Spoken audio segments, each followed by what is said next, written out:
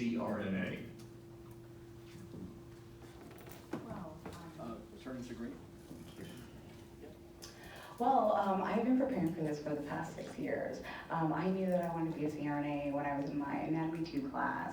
At that time, I realized that I really had a affinity towards anatomy and physiology, and I loved learning all of the little details behind everything. Ever since then, I've been preparing appropriately. I find myself, whenever I was studying through anatomy and also through my nursing courses, that the things that I was attracted to was those little details. The receptors, but the alpha receptors, the beta receptors, those are the things that I really enjoyed and I focused on. I felt like when I was studying those things, that's when I kind of got the fire in my belly, and I could really feel it.